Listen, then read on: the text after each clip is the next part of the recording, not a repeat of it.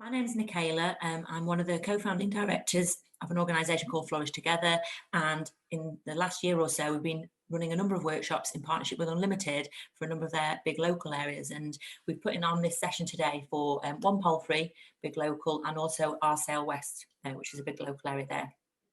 And we are looking at two things. We're looking at how to refine ideas, products and services. The last year has certainly been a challenge. Setting up social enterprises, projects and campaigns is always a challenge, but not least when we're running through a pandemic. So we wanted to just have a think and a look at adapting. And then we've got Kat Luckock running a session on effective branding. Well, I've called it effective branding, communication and engaging your audience. It's a combination of those things and more. Anybody who's not on mute, I would ask if just while we record this first bit, if people are on mute, that would be fab, just to save any rustling. And then I wanted to just remind people, I don't know if people check their email attachments when we sent them information about this, but I just wanted to share this little resource. You know, it's not a rocket science resource, but I'm hoping to use this tool, whether you've got it printed out, whether you've got it on a screen, or whether you can doodle this out on a bit of paper. You may have had a look at this in advance. We sent this out in advance for people to have a think about, but I can appreciate everybody's incredibly busy. So what I'm getting you to think about in this session, and we're going to discuss in the round for those that are happy to share and do that, is thinking about the kinds of products and services that you envisage running, you know, at the start of your project, when you first had that idea, last year, this year, you know, in recent times, whenever. We're going to be getting you to have a think and discuss. We're going to set some breakups out so you can discuss in pairs, you know, how things have gone, you know, what has things gone to plan? Have you had to pause things? And, you know, what perhaps needs to be in place going forward. We're hoping to be able to share some stories in the round and discuss different routes to adapting some of these products and services that people have developed. There might be digital adaptations people have done. There might be things that people have had to do and change things to work remotely. There might be things to do with your daily routine that, you know, we've all had a shift in that and how that may have helped or hindered what it is you're doing. Budget adaptations, things that you've not needed to spend money on because you can't, or that you've repurposed and used for something else. Or maybe there's been a gaping gap now because of the way things have evolved, or you know, other things, other considerations. Curious, you know, it's always good to have a think about, you know, what's surprised you, you know, what weren't you expecting? Ideally, you know, positive things, and not clearly there are going to be some not so positive things, but has there been anything useful actually or surprising in a positive way that's come out of some of what you've been doing? You know, we'll be having a bit of a think about, you know, how are you feeling coming into 2021 now and additional support you might need, and we'll look at that towards the end. So I would say if you've not had a chance to have a proper look at that or a proper think about that, do that. I've just paused the recording bit just to give people 5 minutes and to give me time to set up our little breakouts, to get you to just have a minute or two to think about what are your products and services. You know, it might be training workshops that you're running, it might be events, it might be toolkits, it might be pickles, it might be, who we got on the call, it might be setting up group support services. It could be a number of things, and I just would encourage you to just think through what it is that you intended setting up, and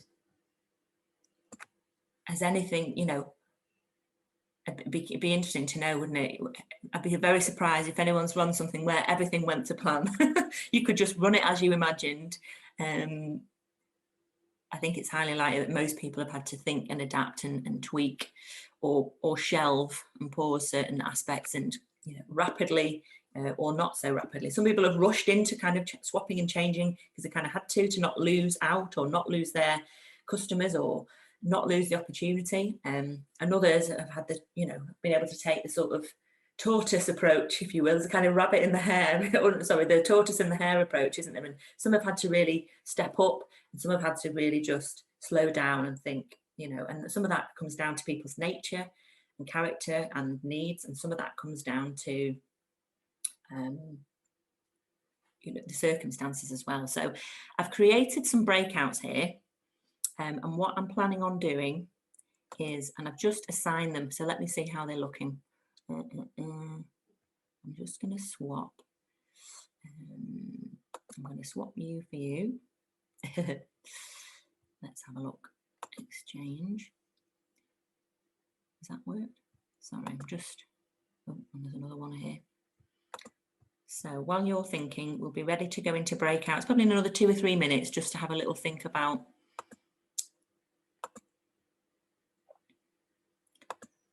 what products and services you've been developing, what's had to swap and change. And I'm just trying to mix things up a bit. So some people are chatting to people from different areas. I've put Lisa with Kat Luckock actually to have a chat there. So I'll put you in a breakout if that's all right, Kat. Victor's in one. And where are we? I'm just going to have a bit of a swap around. Let's have a see. There we go. So I've put you in a breakout as well, Claire, if that's all right. I've put you in a breakout with somebody from Poultry, just to mix things up. Victor, you're in a breakout too, if that's okay.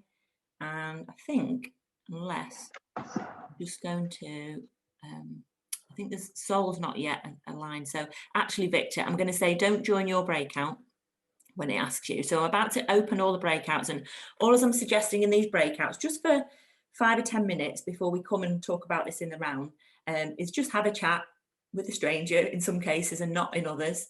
I'm just going to move. I've just spotted a good swap there to make. I'm going to move people to the breakouts and just, sorry, you know, you're doing 2 things at once. Let me see, room 3. I'm just going to do a quick shufty. Move to room 5. There we go. So I think a good set of rooms are set there. As I say, Victor, don't join your group. Stay where you are. And yeah, just get to know who's there and discuss really some of this stuff, you know, how... Taylor, yes, can you hear which me? session do you want me to go in? Sorry, I had to go upstairs and get my headphones because this one wasn't working. You were in a moment, we're just going into pairs, that's all. So right, okay. there's no session as such, it's just going into pairs and having a chat with the person who's there about these sorts of things. So we're looking at, you know, what the products and services that you'd anticipated running, whether or not things, you know, gone as planned, and any ways that you might have tried to adapt or hope to adapt in future.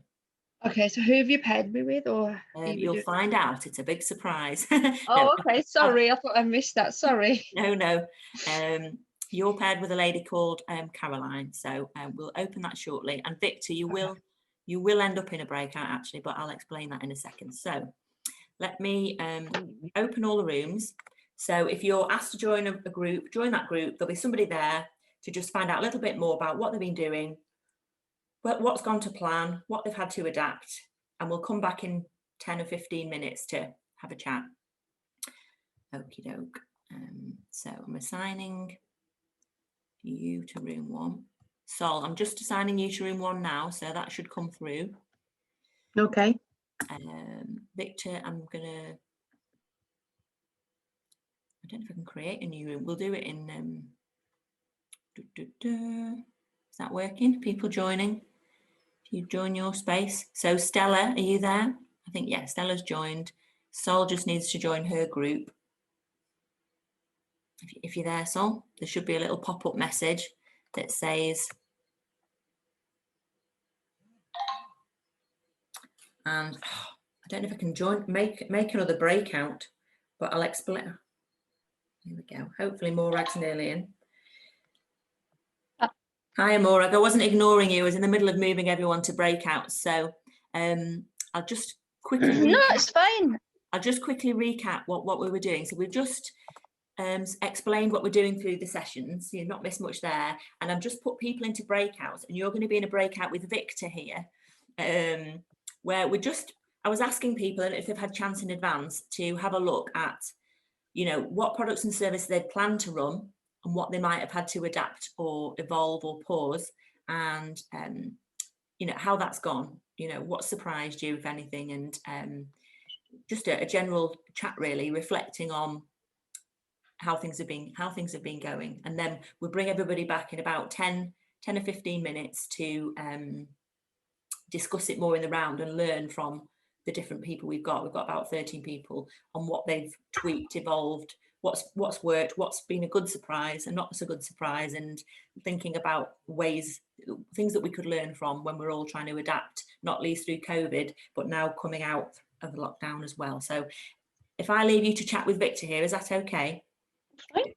Victor's one of the UnLtd development, well, they're not called development managers anymore. What are you? Social enterprise support manager is the official title. So, and Morag, somebody who I've invited in, we've supported through Flourish, who's set up like a community accounting type service. So I shall leave you to chat. Okay, thanks. See you later. Yeah, Nice. 10 minutes, I'm sure, and then we'll bring people back. Okay, thanks, Nickala. Hi, Victor. Morag, how are you, man? Good morning. I'm fine. How are you? I'm good, honestly, I'm good. And good to meet you as well. So sorry, tell us a bit more about what you do. I know Nickala put it in a nutshell, but what do you do, sorry? Okay, what I've done is I've set up, basically I'm a qualified accountant, and I've got 34 years experience, most of which has been within some kind of social sector, because I found out fairly early in my career that although I went into accountancy because I like numbers and people, I always felt that there was kind of like not quite something. I wasn't really enjoying it particularly.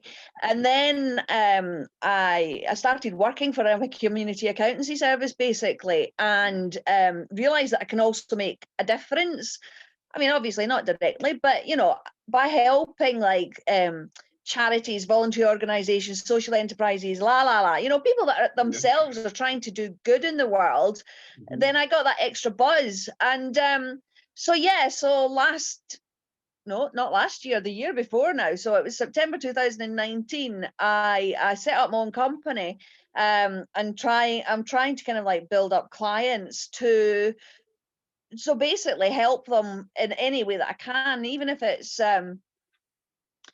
kind of like doing myself out of work. I mean, I'm quite happy to kind of like train them to do it themselves, even if it's just that they want a bit of, whether it's education, I don't know if that's quite the word I want, but I'm quite happy to kind of like explain what terms mean. People have asked me things like, what's the difference between bookkeeping and accountancy? Even if it's anything to do with accountancy, really. Obviously I'm offering my actual services to help them do their bookkeeping, accounts, etc., budgeting, payroll, blah blah blah. So as I said, I started last in September 2019. COVID hit in 2020. I can't decide if that was actually a good or a bad thing for me, to be honest. Potentially, I think it might have been a good thing for me, because I've been able to go on the Zooms, and actually it means that I can kind of put my fingers out further than maybe I would have done face to face. That's very true, isn't it? You're forced to use the technology now, and suddenly you find it's not too difficult, and you start realizing that communicating in a different way sometimes is also more convenient for some of the potential clients you have. Yeah, because my actual, obviously I can do the accounts in the cloud. I mean, some of the difficulties are, how do they get their information to me and stuff, especially with like COVID, because some of them do want to send me their actual hard copies of stuff. So that means they've kind of got to go out to the post office and do stuff like that. So so potentially there's issues there. I don't know what it would have been like if it had been face to face, because I don't really know. I haven't got anything to compare it with particularly. So how have you adapted the business then? Obviously, you've gone more online, so it's going to be virtual stuff with Zoom. But in your mind, initially, it would have been normally clients coming to an office or to a space, or in meeting you face to face and probably bringing you a bag of receipts. and saying, look, sort these out for me. So how have you adapted from your point of view in terms of the practical support?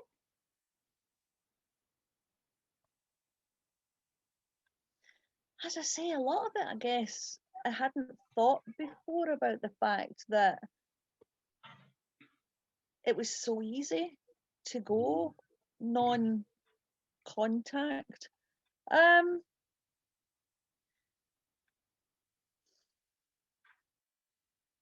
I can't deliberately think of anything that, other than, as I say, the biggest issue is more, I mean, I have adapted in that maybe before I would not have pushed myself to think about, okay, let's deal with the books and records through Dropbox or something.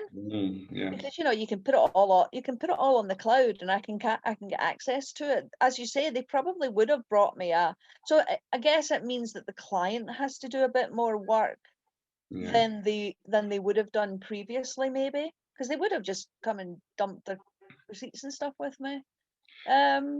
How have you found it in the context that I know quite a few charities, especially the small ones, are struggling. Quite a few of the small entrepreneurs are struggling.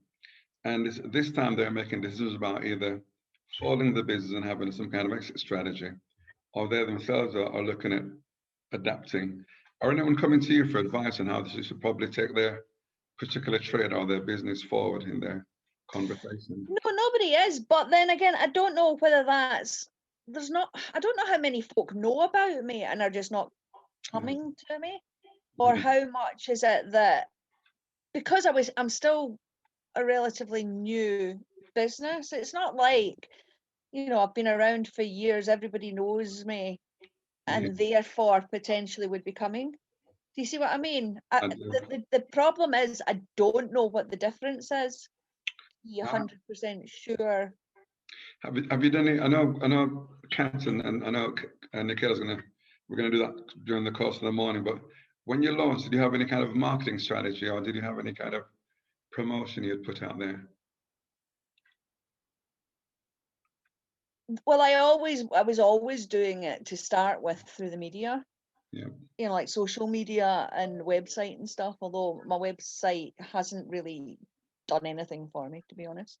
It's been more the Facebook, and then it was networking that I was going to be doing. So, I got in touch with Nickala. I was involved already with a couple of Facebook networks, working groups. I've joined a lot more. As I say, that's the difficulty. You see, I've joined a lot more since I've been online that potentially I don't know that I would have necessarily been aware. I mean, I was aware of Flourish before. Yes. But like, I've joined this one called MIB International, which is purely online. Well, no, it isn't. It is face to face. So yeah, maybe I would have done. I mean, I probably would have spent more money. That sounds terrible. I probably would have spent more money because I would have potentially put ads in papers and stuff. Yes. And I haven't. It saved me that, really. I think this morning is going to be good for you in many ways, because it is a game changer, the whole situation, and it has taught us all to work a bit smarter and not as hard. Because you're right. Before, let me give you a bit. As a sport manager, I was going to say, yeah, tell me about you. I do the same as Nickala, basically, but I've been with UnLtd now for about 2.5 years, but I've always worked within communities and within enterprise. So how it's changed for me is that I like meeting people and having face-to-face. Suddenly, we've spent the last year having people send in applications. I've had to do the assessment from the desktop point of view, then maybe a phone call, maybe a Zoom. So for me, as an individual, I miss that person to person. Yeah, I still miss that. No, sorry, I wasn't even thinking of that from a personal point of view. I was talking about from business. Yeah. Well, no, I wasn't implying you was. I'm just saying in the context of that's some of the stuff. But we're all different people. There's some people that are happy to keep the distance. I work in a style where I like being around people, real people. And you hear more, you see the body language, you hear the body language, and you get to understand also the social environment they're setting their ideas or their venture in. So you get to go a bit of a journey with them. And for me, that allows me to give much better input, much better advice. So in a sense, I need to say your service is very much in demand because right now, most entrepreneurs can't afford the big flashy accountants. But equally, for your background, I would probably think you should be having a mix of customer base of both the ones who have got the big accounts and can afford you, balancing up with the actual those who probably will need a bit of hand-holding and some free advice. But certainly for me, just to summarize before we go back, the difference has been that yes, online has now, it's forced me to be much more online. But at the same time, I'm meeting you. I would probably not have met you had I not been online and we were working this particular way. So it's widened the opportunity. Well, that's what I mean. It's very difficult. I mean, at least you can kind of compare because you were doing it before. My issue is more because I hadn't really had a long time before COVID. I'm finding it difficult to compare what it's going to be like or what it would have been like. But yeah, I mean, as you say, I mean, like I say, I mean, I got into accountancy because I like figures, but I like dealing with people. I like talking to people. I like, all that kind of thing. And yeah, it has been strange. You definitely don't get that. I think it's kind of difficult to get a feel for someone. I mean, people keep talking about energy and stuff. I mean, quite often people say, "Oh, I've got quite a high energy. I haven't got as high energy as Nickala." You know what I mean? She's woo. And I find a lot of entrepreneurs are like that because I work with Kim Bond from Visit from the Stork. I don't know if you know that organisation at all. I haven't met them, I heard of them, yeah. But she's like, and it's like, whoa, I haven't got that kind of energy. But I think it is difficult to feel people's, like you say. Yeah, it's their aspiration and their joys, their ups, their downs, their lows. And in a sense, we're gauging different things. I think for you, though, you're very fortunate because in terms of accountancy, that is the way it was going anyway. It was becoming very virtual and very much online. So the good thing is that you're actually the progressive part of the future. I would imagine, as you say, if you'd been working in the past with clients face to face, you'd have had to straddle that change process. Yeah, true. I mean, obviously I did, but not as a not as my own company. And that's, I mean, it saves a lot of time. I mean, people don't get charged for things like travel time and stuff. So it's kind of, in a way, even if they're dealing with the big ones, they're going to be saving money if they can do it all online anyway. Morag, what's your goal then? When you started this, what was your aim? What did you see as being progress?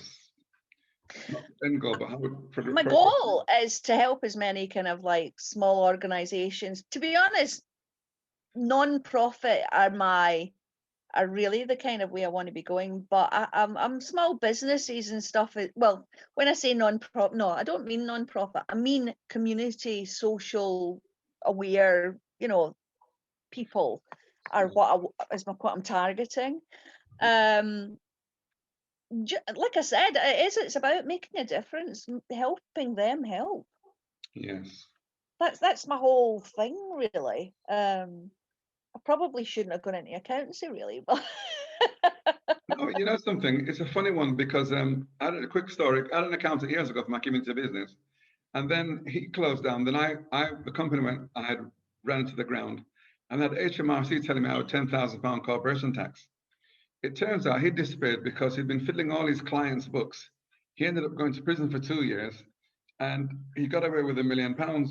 But I had to then get back my £10,000 written off by another accountant who would explain to me what had gone on. So I'm saying you're a very, very valuable person because you have insight into areas that most small businesses fear to tread and are very frightened because they think HMRC tax, oh my God. So Morag becomes their hero. Well, potentially. I mean, it's not what I'm looking for. I'm not looking for any kind of that kind of thing. I know, but good follows good. And I think because you've got your heart in the right place, for that reason, I think you will have a customer base who will value your service because they can feel that you're also caring about them as well as the the business. I think that's also why I want to go into the social sides and stuff as well, because when you just go into businesses, there isn't that feeling of any kind of appreciation. Yes, I hear that. Well, I think people are on the way. 3, 2, 1. They're kind of on the way in, and kind of got a countdown there. So hopefully, through the power of the internet, let me. Hopefully, everybody's back there now. I think we've got everybody in, and yeah. Rather than have me chat to you solely about this stuff, it's much more valuable to, speak one-to-one. I think on these Zoom calls, we often don't get enough talking time. We end up captive. So I wanted to just make sure that you've got some time to talk to somebody from a different organisation, a different part of the country potentially, and start to think about this on a one-to-one.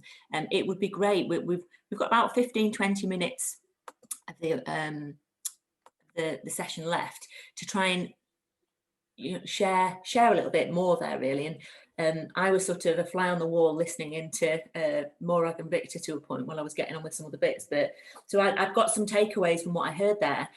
Things around, perhaps, during this period, some people might have been able to save money. They might have, been forced to go online. There might be different relationships that they've had to create with their clients or customers, or different transactions and interactions that have taken place that wouldn't normally happen. So it would be great to hear back from people if you're happy to share, and it's an opportunity for you to tell a few more people about what you do as well. So I just wonder whether anybody wanted to share or reflect back on anything that stood out for them.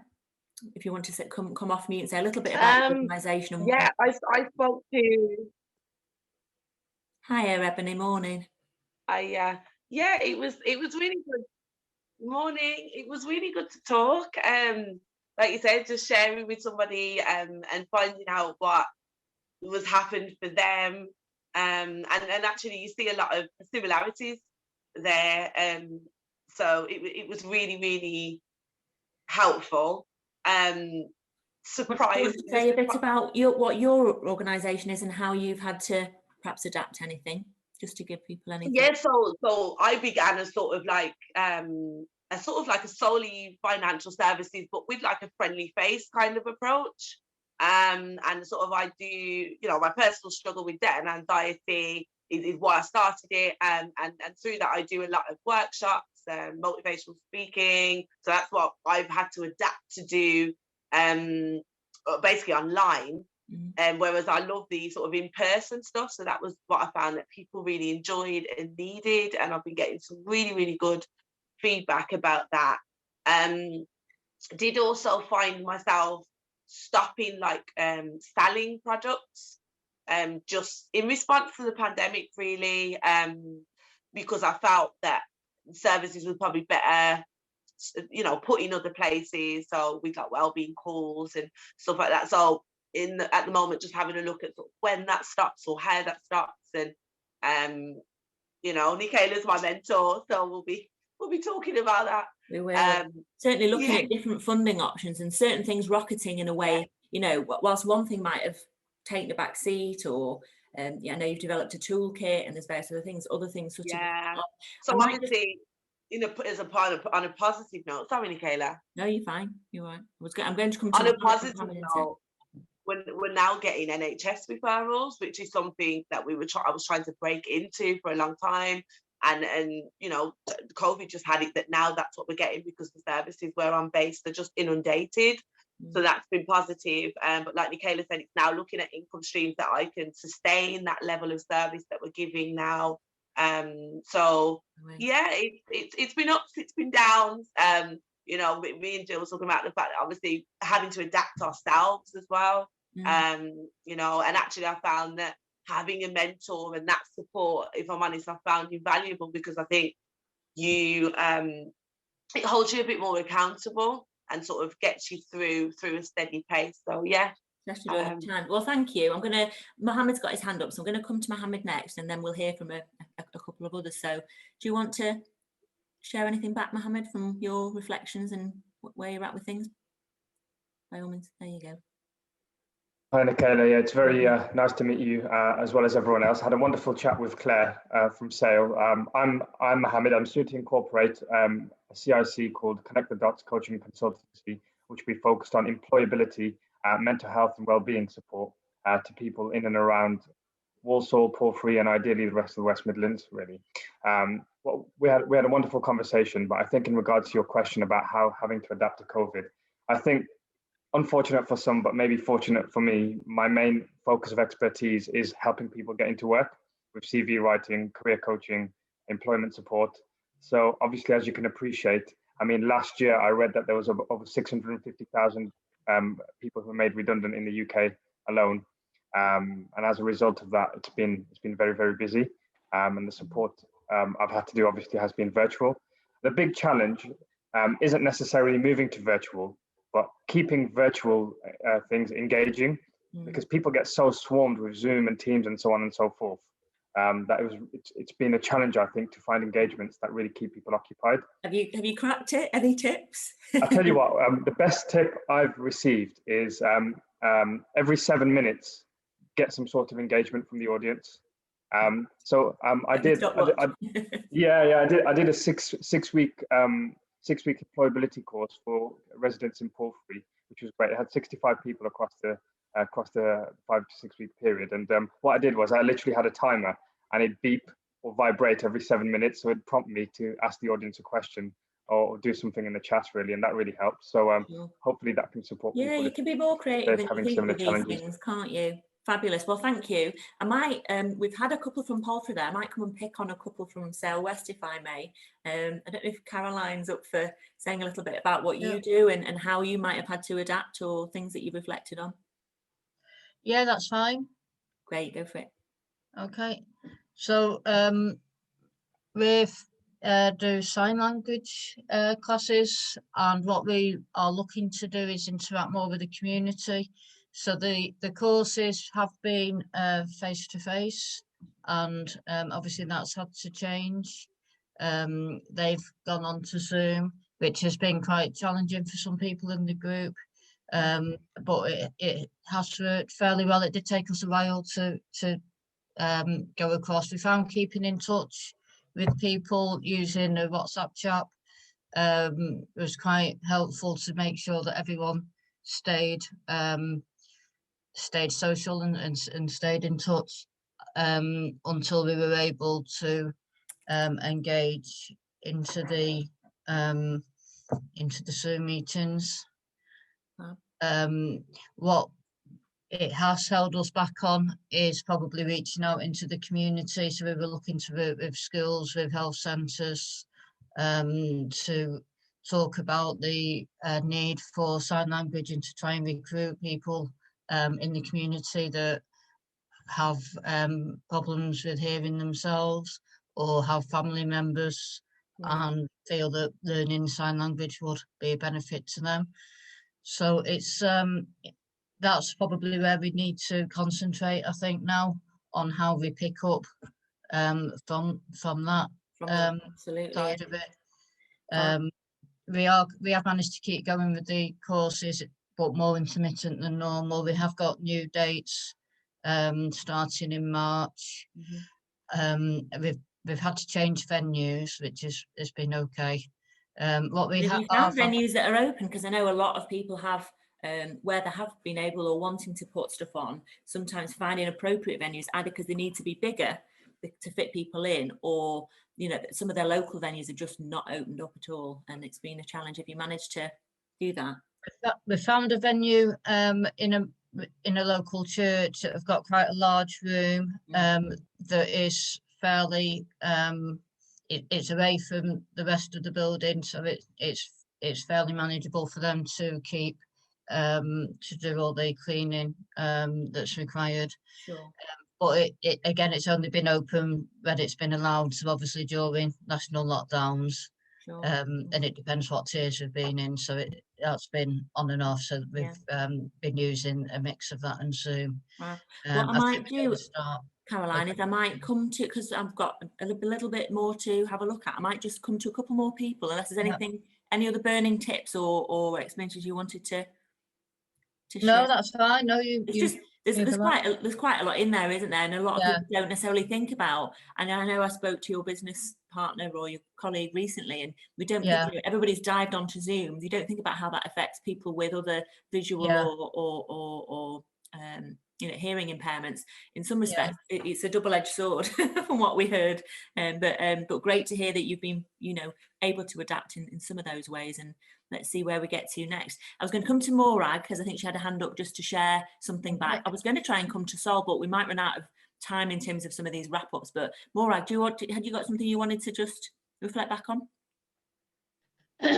Yeah, my organisation is the name of my business is called Northwest Numbers Limited, and basically I am providing accountancy and bookkeeping etc. services for like socially aware, community-based organisations. When I was talking to Victor, and actually one of the things that I didn't mention when I was with Victor was the fact that although even at the beginning, because I've only been set up since September 2019, even although right at the beginning, I want to make sure that I bring accountancy services at an affordable price to socially aware organisations rather than trying to build profit just for private enterprises, etc. Even although that's always been my goal, I never thought about the fact that going for any kind of public funds, even though I've always been giving out free services, free videos, free this, that, and the other. But obviously it's that balance between wanting to do the right thing, which is why I've set up, but wanting to try and get some kind of wage from it, which I've not been doing. So one of the adaptations that's happening is I'm hoping, I've spoken to Nickala, potentially I want to go for some kind of public funding money, so I can actually give more free services. Group, haven't we? Yeah, but there's one of the things I was saying to Victor is because I hadn't been going for very long, it's very difficult for me to say how different I've had to change. Yeah, because I was always going to be doing cloud accounting. The biggest difference has been the fact that normally like a client would kind of come and I'd go face to face, they'd bring me their books and records and like sort them out. The biggest the awkwardness has been about thinking about how do I get their books and records to me. And of course there's always been those opportunities. There's like, the cloud, Dropbox, iCloud, drives, blah blah blah, but never really. Sorry. Yeah, so it's been more about the way that I kind of can get with them. Yeah, books, that was interesting. I was listening in, and it's forced your clients and customers to have to do a little bit more, and where they can and they will, then they that works great. But often some of the people coming to you, that would be a barrier in the first place. So it is a tricky challenge. It would be because now my clients are having to photograph or whatever to get it onto the cloud, whereas previously, as you say, it's still a time barrier for some people, so they don't want to. But I guess that's, in some respects, that's progress. A lot of accountants would be encouraging people onto QuickBooks or to do those sorts of things. So potentially a culture shift for some of what people are doing. I'm going to have to shuffle on to our next slide, but it's been great to hear some different experiences for different people. And if there's anything that's specific that you wanted to share or any tips, by all means put them in the chat. I have got a request for things going in the chat shortly based on Mohammed's top tips of every 7 minutes. So give me 7 minutes and you'll be asked to do something there. So before we hand over to Kat in just a couple of minutes, it was just a kind of my guess really as to what some of you might have just discussed. When I was thinking about how, when we've worked with award winners, how we know they've had to adapt things, ignore that, that's not the right slide, next one along. Here we go. Digital clearly crops up a lot, and so whether people have felt that they couldn't do things, encouraging people to go digital, even if it's just for social interaction, or to use that space as a focus group and to carry out your market research whilst you're treading water. If we've got people we're working with who are doing knitting and crocheting and these sorts of things that aren't so hard to do on Zoom or whatever else. So using that time through these kinds of digital meetings, meetups or whatever, just gives people that chance to get to know you. You can build your market, even if you're not delivering an awful lot. Whereas there are others who are clearly more suited to delivering training online. And whatever you do, recording aspects of it or using some of that content, as Kat will come on to use as part of your promotional activities. So you're building your brand and you're building your own awareness, is one way of adapting and not, making use of that time. As we've heard from, thinking about broader customers and beneficiaries, and if you haven't done, if you've hit a stumbling block or things have had to pause, really thinking more broadly about who it is you could be working with, something called stakeholder mapping I've talked about in these sessions before, and really mapping out who your customers, beneficiaries and stakeholders are, who's got the power to buy you in, who's got the budget, and who's got the influence and who's got the need, and really thinking of categorizing who you spend your time with right now in order to progress what you're doing. Obviously, we're all networking in new ways, whether it's on Zoom, walk and talks, WhatsApps, who knows? There's all sorts of other ways to get hold of people, and really thinking about where the energy is. It's quite obvious to see where the energy is because, a lot has kind of paused, been silenced or had to slow down. Partnering with other people, is something that some of you have had to start to do, whether that's partnering for others to gain those digital skills. As a kind of can't learn, won't learn, hasn't got the time to learn. There's a kind of fearfulness around some of this stuff for some people, me included. I'm a bit of a technophobe. So really partnering with others who perhaps got some of that confidence and competence around digital. Partnering with us on funding options, thinking about how you partner with others to manage online and offline activities, or manage time.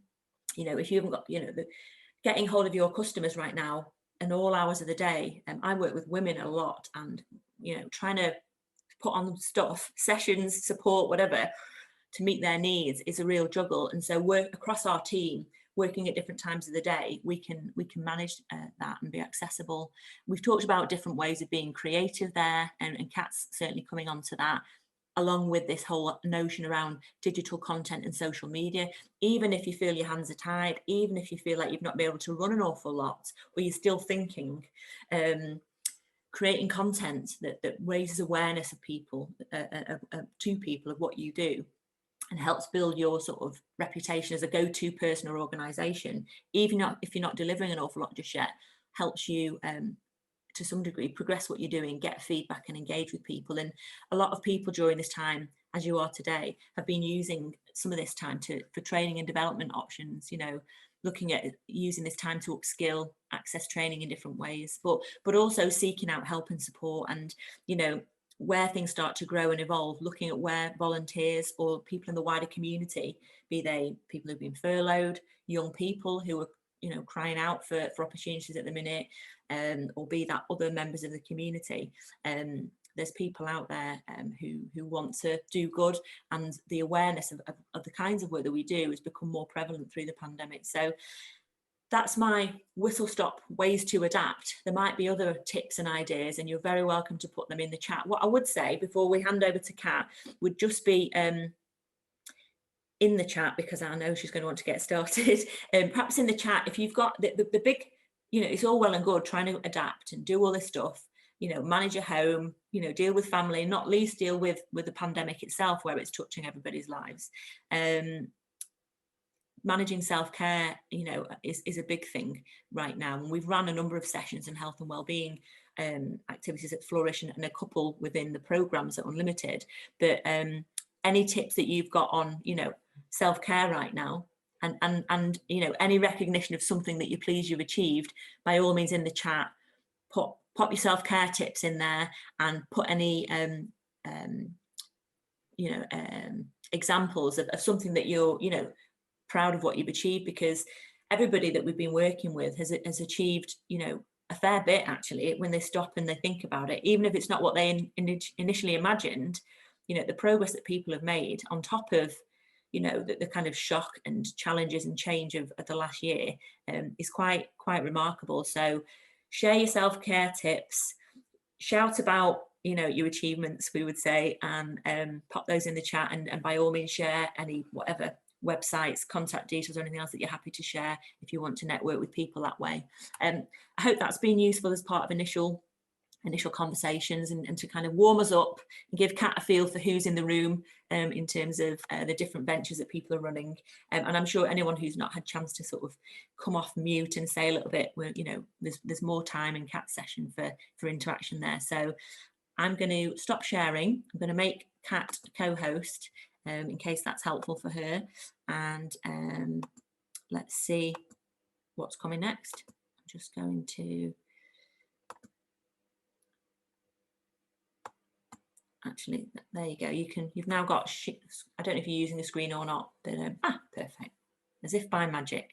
There we are. So over to you, Kat. If anyone's got any specific questions for me, by all means put them in the chat. I'll be here listening, but we'll hand over to Kat there. And sorry, I couldn't find my unmute button. So now I'm unmuted. Welcome everybody. It's really great to meet you all and connect with you. So I was going to start slightly differently, but I'm going to start from where Nickala's just left off. I wanted to ask two questions. The first question, and you can either raise your hand and you can tell me over video, or you can just put it in the chat box. I'd love to know, what is your biggest challenge right now in your social enterprise? So if you want to raise your hand, we can talk through with some people. I'm Morag, welcome to you. Or you can just put it in the chat box if you'd prefer. So Morag, tell us. I think one of my issues is connecting with my customers in a way, but that I can't decide whether that's part of the thing I found when I was setting up a new business was just how you have to figure out how to contact your clients. Like social media is like a whole new career on its own type of thing, you know, all the marketing on social media and having to learn how to use that and everything. I found that like a really big strain, and I'm still, I mean, okay, I'm a year and a bit in, but I still find it really difficult to know what to put in. What do the clients necessarily want? I know what I think they want, but it's very difficult to get people to tell you what they want, or what they think, or what they need. I think that's probably because they don't know what they need, maybe. So yeah, I found that quite difficult, but also, you know, just making folk aware that I'm here. Cool. Okay. And just to clarify more, because I'm going to ask this of everybody as well, and kind of this is what the main focus of this session is going to be on. Who are your clients, or who are your dream ideal clients that you want to be targeting? My ideal clients are socially helpful, social aware organizations that need help basically with or want to know more about their books and accountants, either because they want to do it themselves or they want someone to do it for them.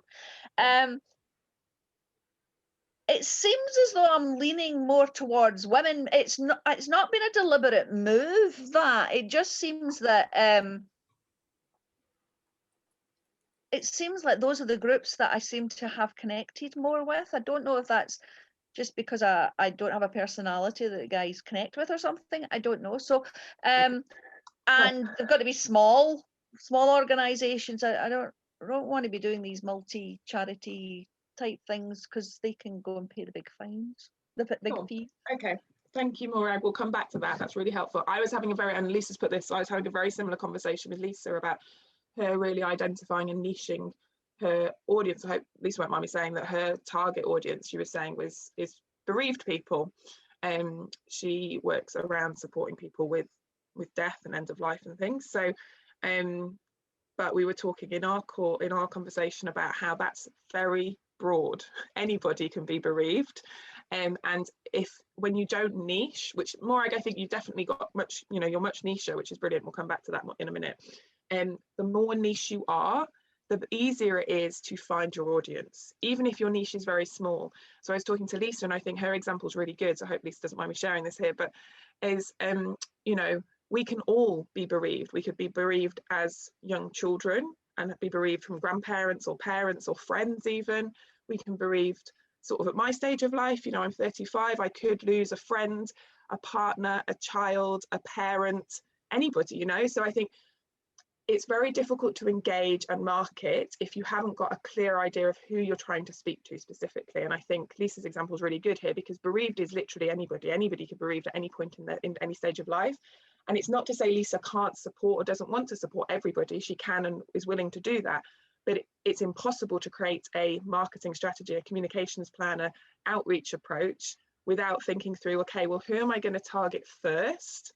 And how am I going to build relationships with a particular audience so that I can actually then build a customer base and build my brand around a particular message.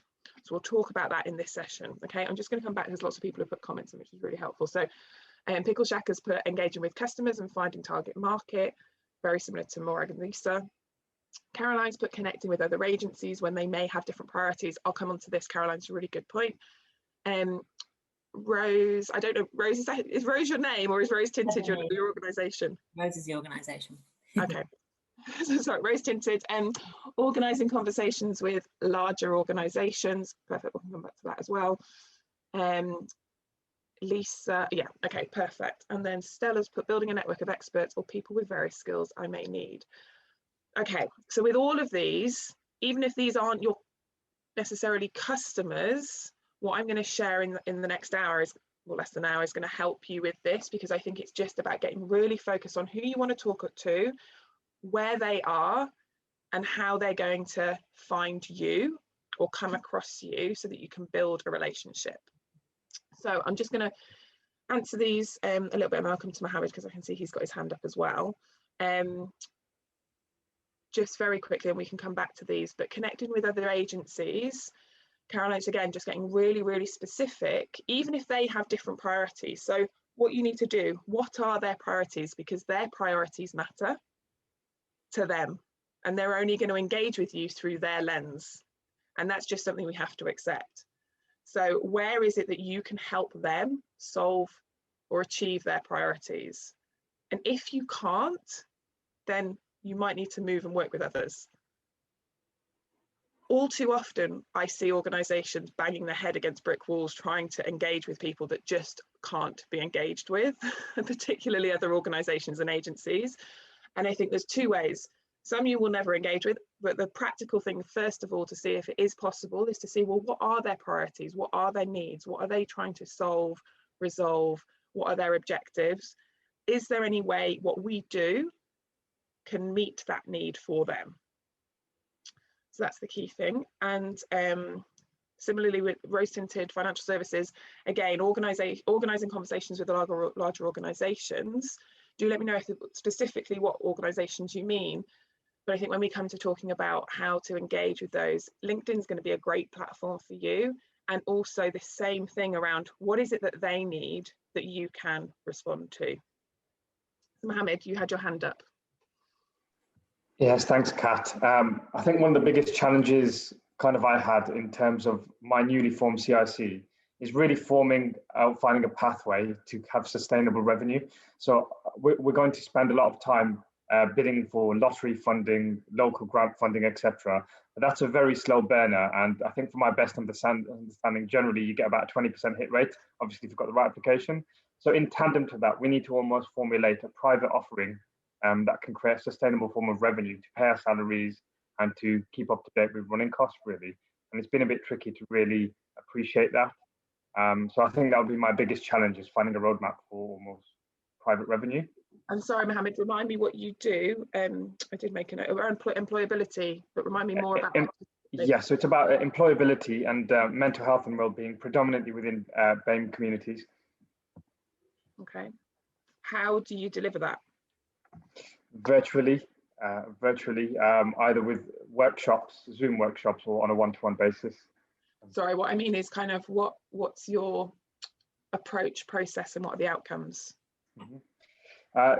Outcomes is to help people find work, usually people who have slipped through the net. So if we're looking at predominantly, let's say 20 to 25-year-olds who have had some sort of higher education, but for one reason or another haven't been able to find the support through conventional services like the job centre or the DWP, connecting with them, helping them understand where they need to be, connecting them with the right people and networks and work experience or opportunities, and helping them get that roadmap to actually get them into work. Cool. Okay. Brilliant. So that leads me really nicely to my next question, which I'll come on to in a minute. But I think for you, Mohammed, one key thing, and this is for a lot of social enterprises I see, you have expert knowledge and skills. And what you've described there is, which is brilliant, like we often start providing the support services to the beneficiaries, the people that are in need, that need our support and services. But what you do is exactly what most organizations, businesses, and big corporates need help with. Most businesses really struggle to recruit people, retain people, train people, and increasingly lots of big organizations and businesses want to recruit and support people around what they perceive and describe as social mobility, like helping people out of difficult circumstances, working with different audiences and things. So I think you've got a huge unique selling point there to map that to what other organizations and businesses can pay you for. So in terms of what your offer is for paid services, it's just exactly what you do, but mapping it to the needs of other organizations and businesses.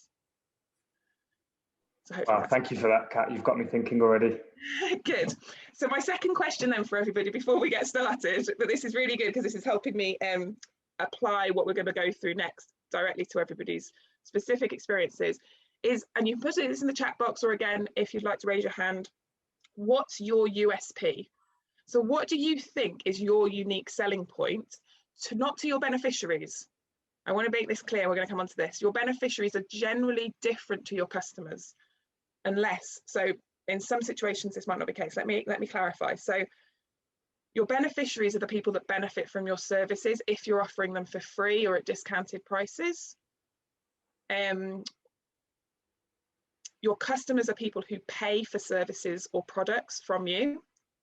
And the time that beneficiaries and customers might be the same. So Morag, Rose Tinted Financial Services, even Lisa in the future, possibly, your customers and beneficiaries may well already be the same people. That's absolutely fine. So if they're paying for you for the services, but maybe at a slightly reduced rate than market rate, then they're still customers, obviously, because they're paying, but they're also your primary beneficiaries. So that's fine. But I just wanted to make that clarification for others who are here, that often we think of our customers as beneficiaries and they're not. It's just we haven't identified who our customers are. Who are the people exactly in Mohammed's situation that he's just explained? He's got his beneficiaries, he's doing his great social impact work, he's got the core foundation of his social enterprise, but he's now thinking like, what's the sustainable long-term revenue streams that isn't grant funding that's going to sustain us as a business going forward? And who are our customers to meet that and fill that gap? So hopefully that. So the question though that I'm asking is, what is your USP? What is your unique selling point to your customers? And if you don't know who your customers are yet, don't worry, we'll come on to that.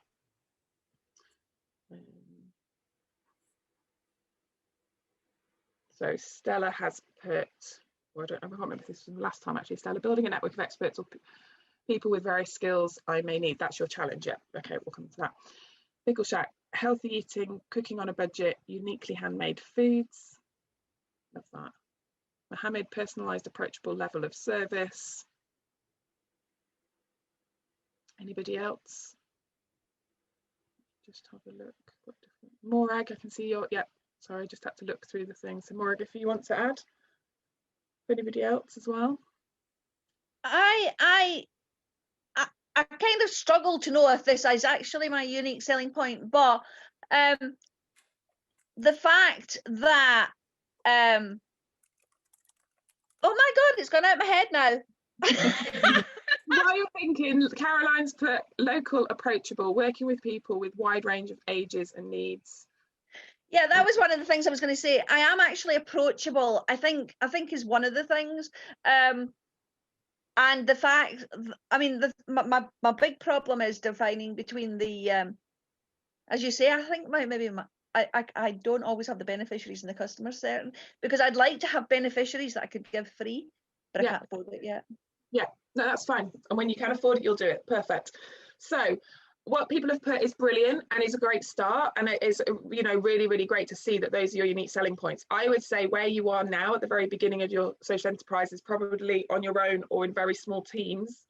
And you and who you are and everything about who you are and your your identity, your past professional experience, your life experience is all relevant to your particular approach and how you engage and work and deliver your services, both for beneficiaries and customers.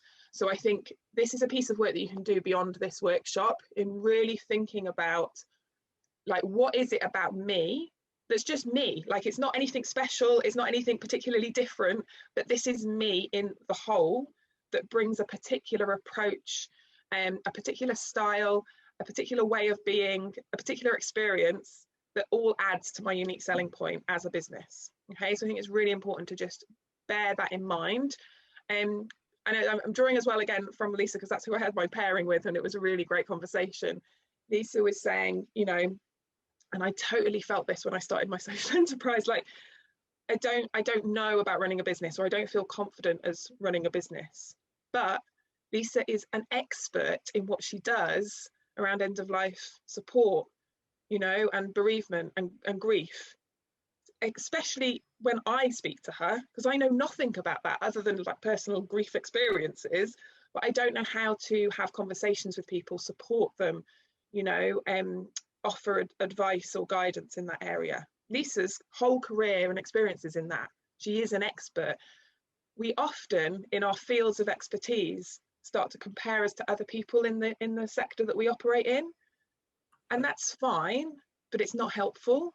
What's helpful is to recognise your expertise compared to your service users, your beneficiaries, your customers, who know nothing about what you know, who know nothing about how you deliver your services.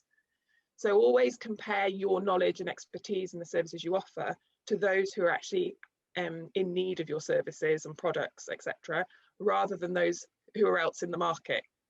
Because actually what matters is the people that you're providing the service to or the product to. So hopefully that's helpful. So let's move forward. Who is your target customer? So I know Nickala sent over a worksheet before today's session, just to have for you to kind of, and I know this is something you will have done a lot of work on, just starting up a social enterprise. It's one of the things we focus on most. Who is your target customer, and do you really know all the things? Like I was saying before, have you really niched down?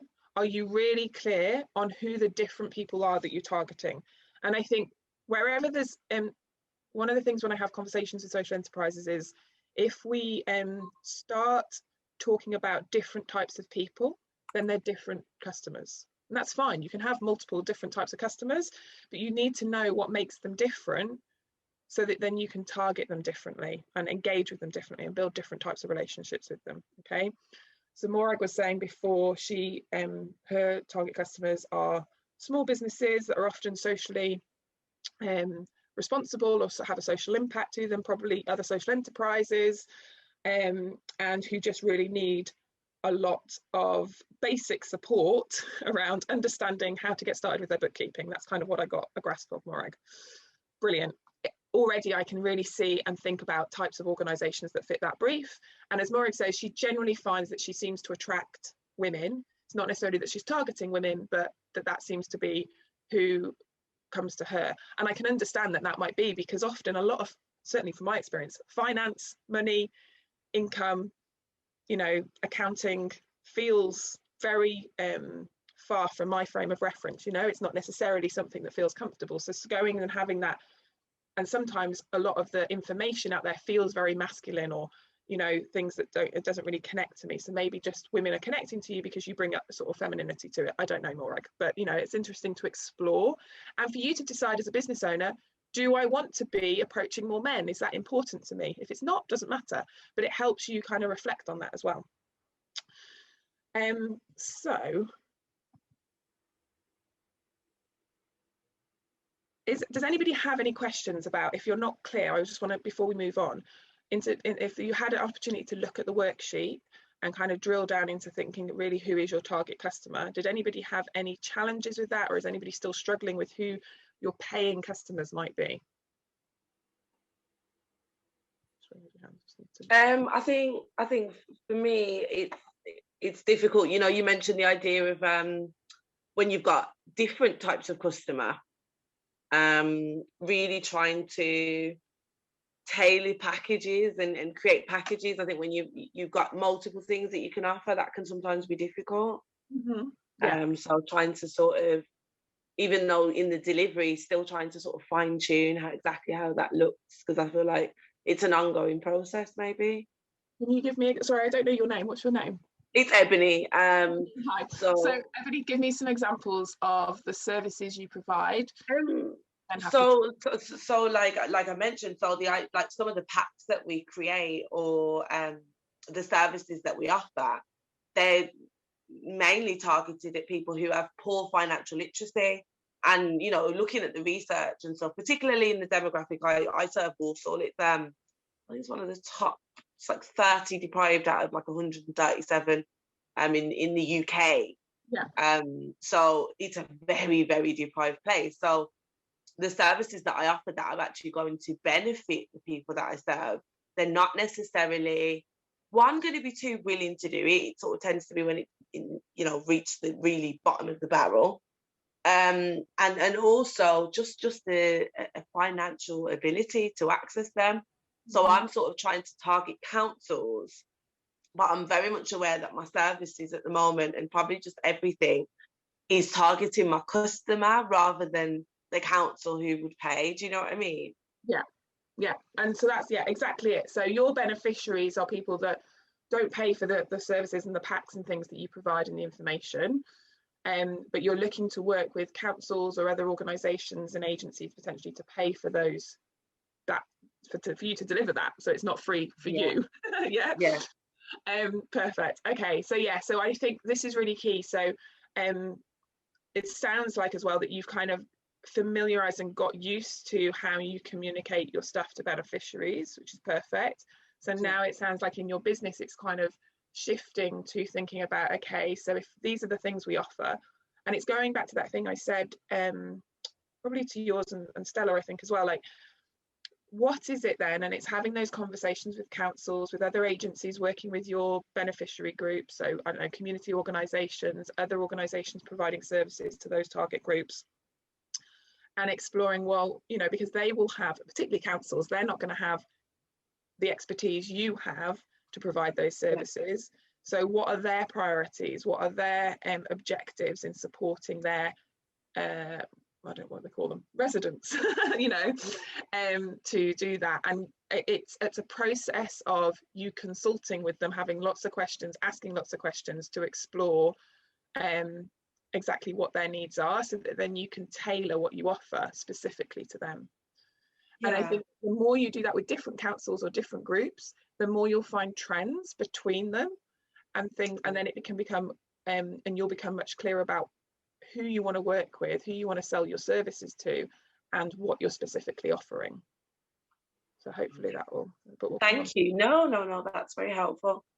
Well, anybody else got any questions on that, or struggling to understand exactly who their target customers are? Caroline. You're on mute, Caroline, sorry. Sorry. I think with us, we know who our beneficiaries are better than who our customers are, and we have talked about working with local health centres and community centres and schools to identify people that might benefit from learning sign language, but it's how we sell that back. I know it's something we've spoken to Victor about before, about going in and providing services maybe in schools with children to educate about sign language and to make it you know, make them aware, and people within settings think about how people can link in with our group, but it's sort of circling that I think I'm having difficulty with. Yeah, so I think there's a couple of things here which will be relate to everybody is you know, you've listed quite a few different organisations there. Thinking of, you know, it has to be a strategy. We can't do everything all at once. So who feels like the most aligned to who you want to work with, and who's most likely to find it beneficial to them as an organisation as well. So totally schools. However, I would say with schools at the moment, things are incredibly challenging.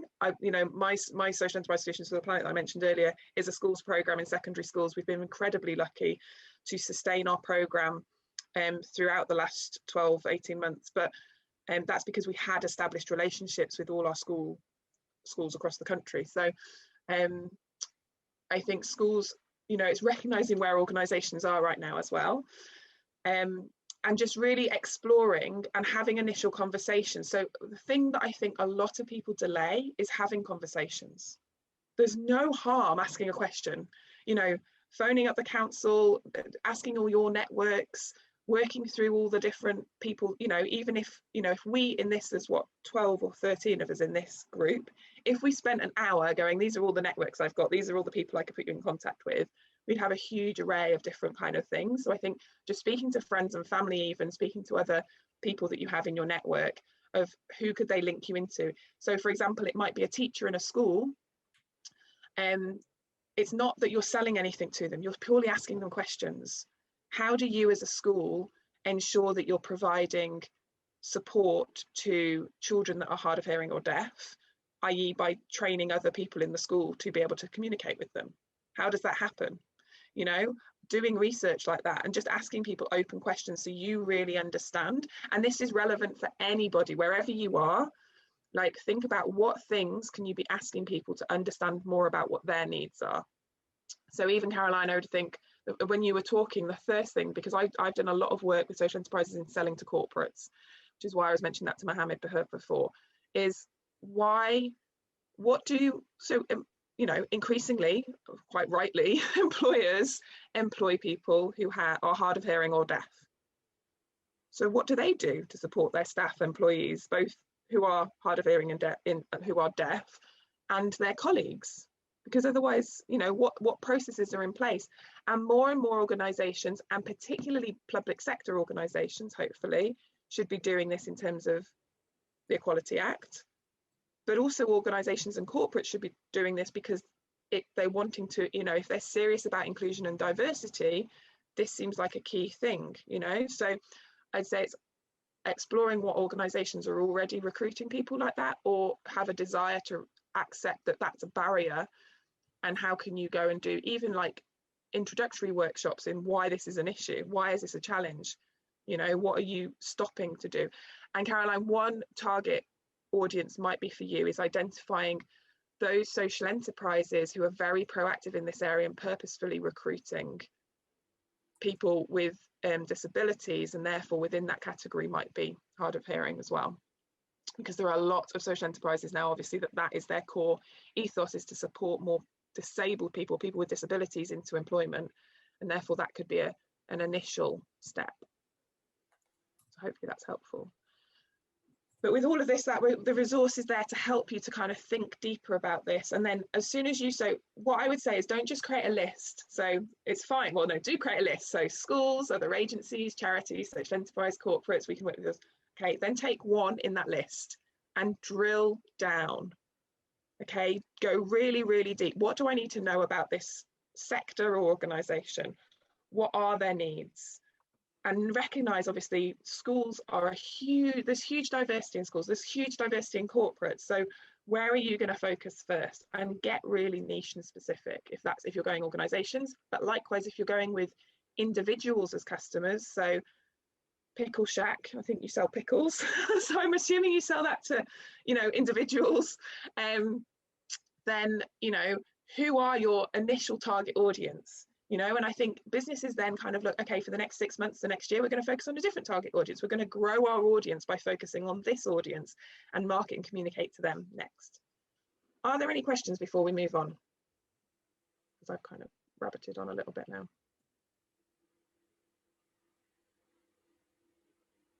Any hands up, sorry? No questions. Okay, perfect. We'll move on. One of the things, because I know Nickala wanted me to talk about how we can use social media. Is social media relevant for you? How are you going to build an audience online and digital? So we are coming to that. But one of the things I wanted to address first is, what capacity, time and resources do you have? Because I know this often becomes, and I don't want to just focus this on at the end, because I think it's really important. So what are you actually doing now to reach your customers? You can just put this in the chat box. How much time are you spending on it? And how much time are you just spending communicating with your customers?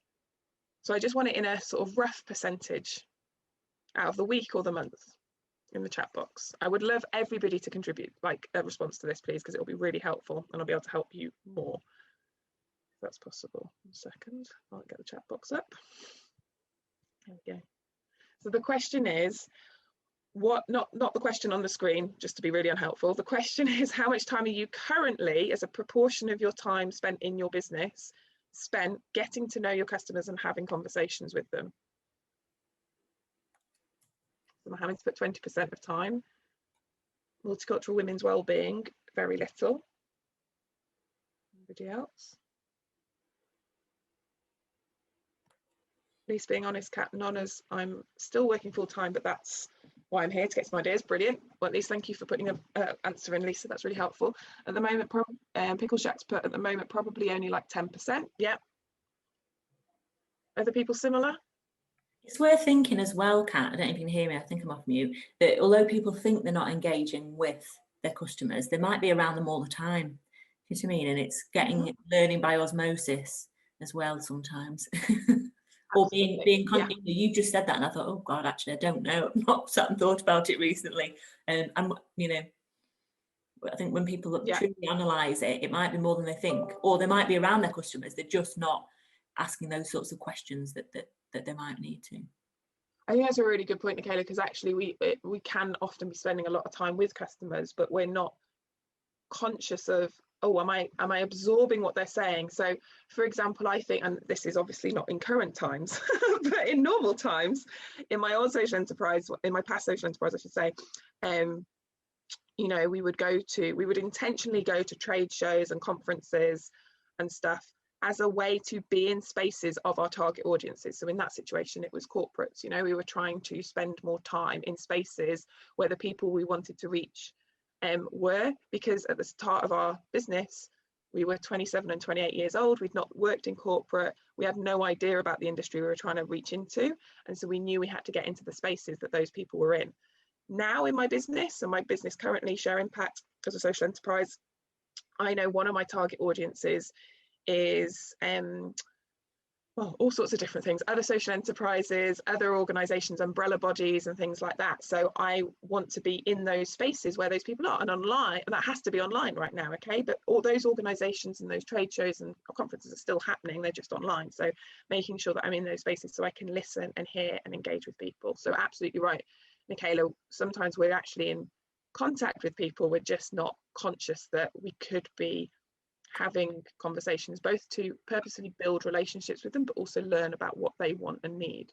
So Morag's also put, I intend approaching other orgs, but have only done beneficiaries at the moment. Okay, perfect. So this is great. So my purpose in asking that question is just acknowledging that we're maybe not doing it as much as we need to be doing it if we want to be proactive about engaging, building relationships with our customers, getting to know them, and in time selling to them. Okay, one of the things I see all too often is we don't engage because we think the only purpose to engage is to sell. That is absolutely not true. So sales is right at the end of the process, and we need to do quite a lot of work before we get to the point where people are going to be ready to buy in most situations. Okay, but it doesn't actually need to take very long. It could take a week with some people. Okay, so they could be ready to buy, but you need to build a relationship with them before you can then actually sort of position your offer. So my question here is, what capacity, time and resources do you have, or could you create to actually spend more time with your customers to build those relationships in whatever way we decide to do that in a minute, and also then to promote and offer your services or products. Okay, so that's something for you to reflect on. My lesson in my business of running 2 organizations now is I used to think that I just promoted our offers, that promotion and marketing and being on social media was just like, put things out. This is what I'm offering this week. This is what we've got on. Do you want to buy this? We've got this sale on. We've got this discount. Here you go, buy this. Or reaching out to organizations and saying, this is our offer. Are you interested? I learned the hard way that is not what you do. What we need to be doing is building relationships, and people buy from people. Okay, so people will buy from you whatever you have to sell because of you, and because your service or product meets something that they want or need. And the relationship is therefore really, really key. People want to know and will connect with you because of your values, because of your ethos, because of the reason why you do what you do, because of what you care about, and also because of what's going on and you sharing that. And so I'm sharing some of this because I think this is the type of content we can be putting out on social media that isn't anything to do with what you do as a social enterprise or what your offers and services are. It's purely just sharing, this is who we are, this is why we do it, this is what we love, this is what we feel is important, this is what we know you care about. Does that make sense? Cool. And then that, once you've built that relationship, people are following you, they're trusting you, they like what you say, they believe in what you do. And then when you put your offers out there, they're like, and if it's something that they want or need, they're like, well, of course I'm going to buy this. Why wouldn't I buy this? This sounds great. Okay. So I have to keep moving my U on my screen because I can't see what I've got. so we haven't necessarily solved the first problem, but hopefully you're getting clearer on who you want to be speaking to in terms of who your target customers are. And now you need to explore, well, where are they? So what platforms or channels or mediums are you gonna, are they? So what I want you to think about is, how do they spend their time? Where are they? What are they doing? How do they consume information, and what type of information do they like to consume? So for example, I'm gonna say Pickle Shack, for example, a product. Like your target audience, how do they find out about new food products, new opportunity, new things that might be interesting, new menus, new recipes and things like that, for example? Or Mohammed, how would a corporate, where would somebody that makes decisions about social mobility, recruitment, traineeships, apprenticeships in a business, do they spend their time? What type of information are they consuming? What are they interested in? Okay. What language do they use to describe what you would do and why you do it? This is a really key thing that you're tapping into, particularly if it's in a very different sector or a different kind of small culture, if you understand what I mean by that, kind of different. So for example, when we started reaching out to corporates, we had to use very different language. Social mobility being one of the things. I'd never come across that concept of social mobility until I understood that it was exactly what we were doing as a social enterprise. But in corporates, that's what they call social mobility, in terms of helping people step out of unemployment or improve their life chances, increase their opportunities and things like that. So that's what I mean by different cultural languages, in terms of thinking about, councils, for example, have all sorts of language that is very council public sector specific. And until you start having those conversations and understanding what they kind of think, it's very difficult to map your offers to them. So understanding their particular language, which is why it's important to spend time and be in spaces with them. And then specifically, what do we actually say to them? What content do we create, and where do we put that? So is social media then the right approach for your organization? What I would like you to do then, I think I've got quite a clear idea of who we've got here now, is, sorry, for some reason you've all disappeared off my screen and I'd like to be able to see you. So I'm just going to try and find. They're all still there, they've not gone. No, I know. I just want to be able to see people. I can't figure out how to do that. And we'll do that in a minute. Okay, so who is already using social media? Just put a Y in the chat box. Oh, here we go. I can find you now.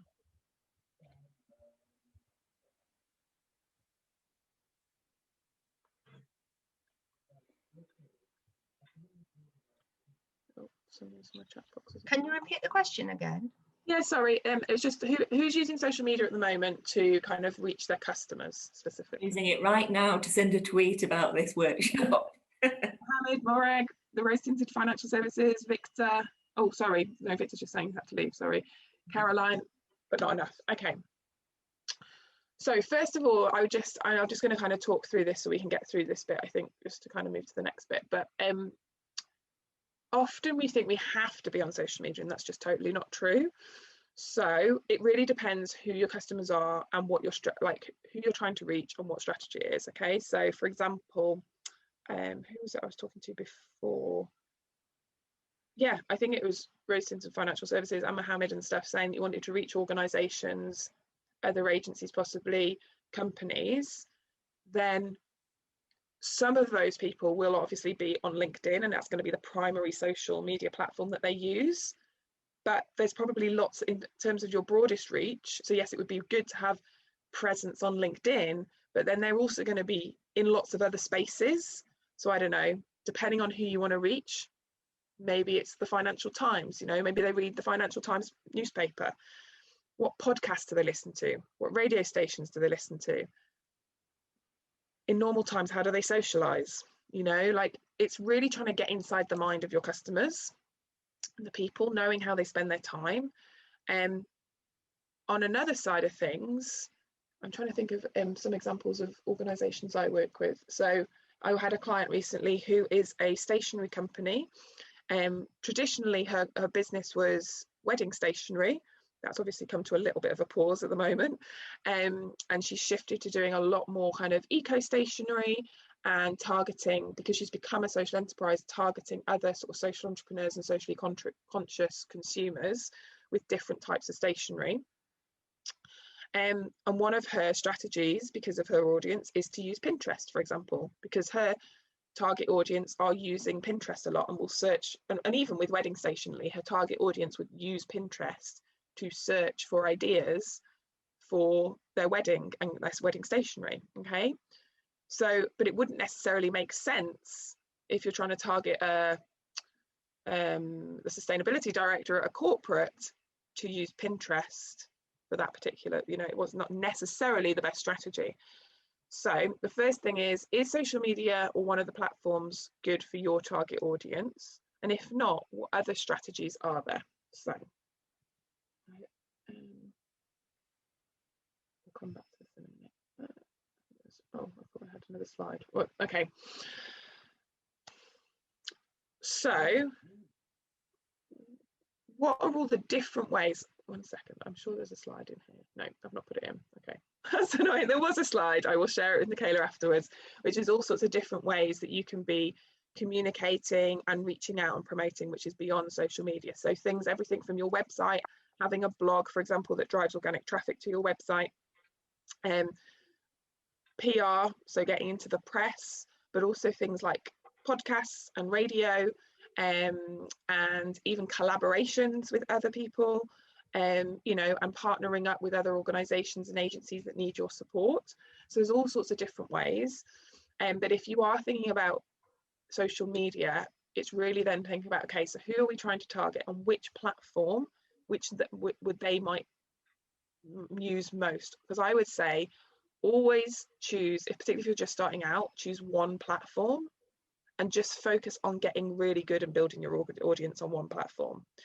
So in follow-up to the previous question, what platform is it that you're using at the moment? And do share if you're using multiple platforms, but which platform are you using at the moment and is it working for you?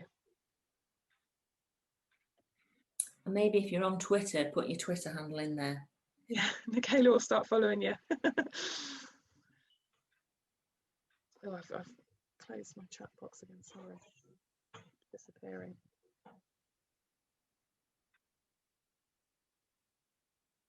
Can you see all right? Do you need me to? No, it's all right. So Stella's put Instagram and YouTube, amazing. Morag's put Facebook, Twitter, Instagram, YouTube, LinkedIn. Untitled Financial Services, Instagram. Jill, Guardian Angels, Stella, Facebook. Okay, Caroline's using Facebook, but only really for beneficiaries, not for potential customers. Okay, perfect. And do you feel like those platforms are working for you? i.e., are they bringing you customers? Do you feel like you're building an audience of customers on there, those platforms?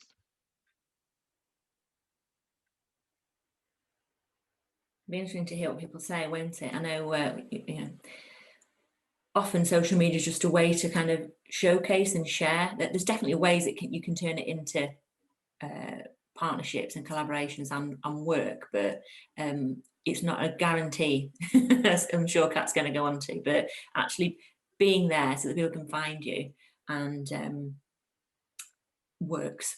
anyway. But then it's how you use it, isn't it, Kat? Yeah, totally. And it's a choice about whether you use it as part of your strategy. Because I'm on LinkedIn, So I think social media has a huge... Sorry, Kat, I was butting in. I was just saying I'm on LinkedIn and I'm not a fan of it. Loads of people use it. But just the fact that you're there, at least if someone's looking for you, some people say, oh, well, I haven't got the time to do them all. But as Kat's going to say, picking the ones that work and trying to be on the ones that you, even the ones that you don't use, helps people who are on them to find you, and you direct them to where you want them. Yeah.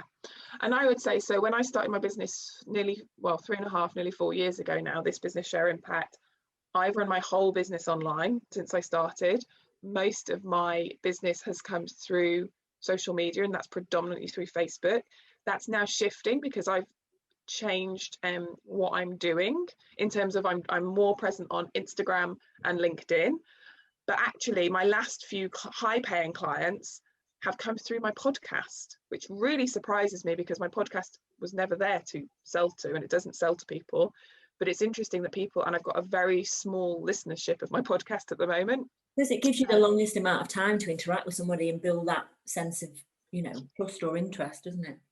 And for my customers who are predominantly females starting out in social enterprise or up to 3 years into their social enterprise, that's, and even niche within that, the types of women I'm targeting with my messaging, that's what's important to them. That exactly what Nickala, and that's what I'm reflecting on now, is that they appreciate getting to know me, and the way they feel like they're getting to know me is by listening to that podcast, because it's for 30 minutes with me once a week. So it's really thinking, and it's about building that relationship. So that's quite surprising to me, but it's helping me now focus. Okay, well, I really need to put a bit more effort into my podcast and thinking about how I'm building that relationship more with more people. So let me just go back. So multicultural women's organisations had more experience in word of mouth for beneficiaries. Brilliant. And if that works for you, that's fantastic. I think the only thing I would say, if you've not done anything on social media or online so far, is also thinking about, beyond just customers, those wider stakeholders and agencies that you may want to build your rapport and reputation with long term, particularly for those of you who are social enterprises who are very much locally based, delivering local services to local people. Is who else would it be really useful to know about who you are and what you do? And social media can be a great way to showcase and share case studies and testimonials and videos of the great work that you do, and connect with that, and have a space where, especially if you don't have a website, which lots of people don't, and you don't need to have a website, but social media provide a free platform for you to showcase what you do and build even that word of mouth experience of, oh my goodness, that's amazing. So that other agencies, I don't know, other women's organisations, Women's Aid, the local council leaders, commissioners and things like that, start to see who you are and what you're doing. But there's lots of different ways to do that. It doesn't have to be on social media. Morag said, I have followers on all, not sure if they bring me any clients. Stella, trying to build on YouTube for monetization purposes. I love that, Stella, and I think YouTube's great if it's perfect for your audience. It's just a fantastic platform, and it's also a search engine. So if anybody's searching anything and you've got content on there that responds to what they're searching for, it will come up, and it's the same with Pinterest and blogs. It's a great way to kind of be the answer to what people are typing into a search engine. Okay, perfect. So what I would say is just having a think about, if a platform's not working for you right now, so if you are posting on social media and it's not, you don't really know whether you're getting clients from it, you don't know whether it's doing anything for you, you just need to ask yourself, like, is it worth me spending time on this platform? Or, do I need to be doing something different on the platform? Are the people following me actually my target audience? So I think it's really thinking about, we're going to come on to what content you can create to engage your particular target audience, but it's worth having a check-in around, of the platforms I'm using, which is working best for me. Am I building relationships with potential clients? Because they might not have been clients yet, but they might be a client in 6-12 months time. It might not always be immediate, depending on your industry and business. but it's certainly something to think about. And particularly if you're product based and stuff, I know for me, and it's often worth doing this, think of it from a consumer perspective. You know, I follow a lot of socially responsible and ethical brands on social media because I love that. And whenever it comes to somebody's birthday or a key point in the year, i.e. Christmas, I then spend a lot of time going through those accounts and to pick the right kind of presents for people, because I want to be purchasing those types of presents for people. So I think it's thinking about, you know, people, you're building your audience, not just for sales this week and next week, but for the long term. And as long as you're consistent with your engagement, then people are always going to be seeing the content that you're putting out there. Have people got any questions about any social media platforms or which ones they might use for their particular target customers?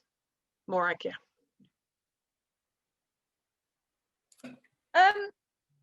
I've been told that I really should be doing a lot more on LinkedIn because it's accountancy.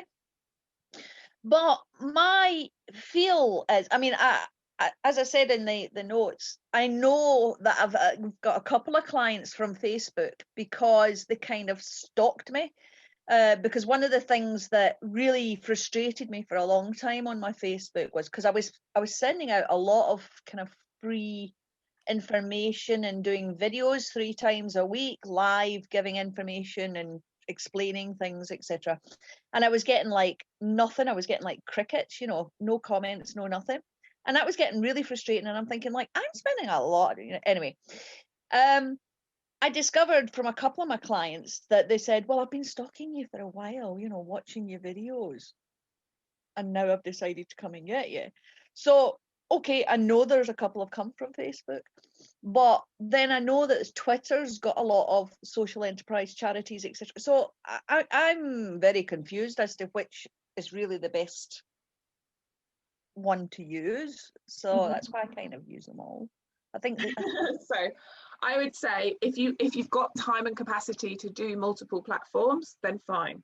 But I would say it makes sense from a business perspective to choose the platforms that are working for you. And also, if you're not sure yet or you're starting new on a platform, is to go in for about 3 months consistently and you know, try it out and build it and see if it works for you.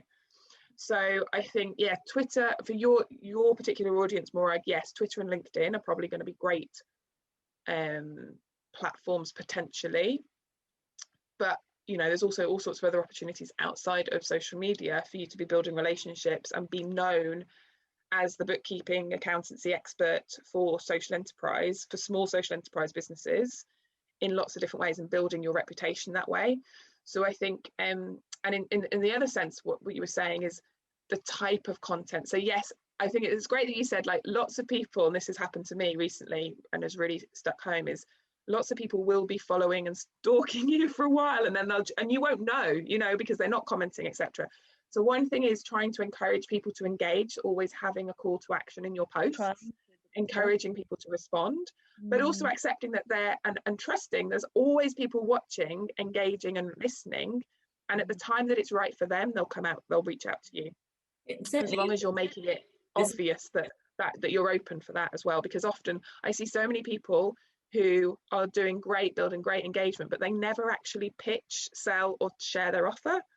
And it's really key that you're doing a long time. Yeah, it was me for a very long time. I kind of, I'm a bit more, okay, come and see me now, or join my group, or call to action, you know, like make a session with me or whatever, you know. I do that more regularly now. You said something, were you going to say something? Me, was that? Oh, I thought you, sorry, maybe it wasn't you, maybe somebody else. No, I was kind of saying, I know Victor's got his hand up, but I was saying, I was going to say, even if, because I'm a big, you know, it's about what takes time as well. You know, Facebook can take time to create posts and all this stuff, and Kat's going to talk a bit about that. But Twitter, you don't really have to do anything. And what I would say is some of your customers might be on, or your strategic customers, and the ones with the big budgets are likely to be on Twitter and LinkedIn, and your beneficiaries or other customers, you know, one-on-one customers, are likely to be on some of the other platforms. So even if you don't say an awful lot on some of them, being there means that at least they can spot that you exist and your website's there and they've found you and they can come and approach you in other ways. But having nothing on Twitter, in my point of view, for a social enterprise is ridiculous, because that's where your procurement managers and your charities and your funders are. And so even if you say nothing, even if you just have 2 tweets, you know, and you have a little mini profile and a couple of tweets and do nothing else, at least you exist and they can find you, would be my tip. But anyway, I think there's lots of other ways to use Twitter, but that's almost another workshop in itself. Yeah, absolutely. Victor, you've got your hand up as well. Yeah, I always try to keep quiet when I'm dying to get in and say something. But no, it's really good, this. But one of the things I want to just emphasize, what I'm hearing people saying, is it's one thing to use a platform, and that Kat, you may be coming into this. I hope I'm not stealing your gun, but you got to basically also look at the content you're actually posting on these different platforms. One of the things people think is that once you've posted it, you've made an impact, but some require a story, some require a video, some require maybe a reference to one of your previous clients giving you a testimony or a compliment. But just simply using them and writing something isn't going to be the key to it alone. The contents and the style of presentation really will get a response depending on how you actually, which particular platform you're using or which audience you're actually targeting.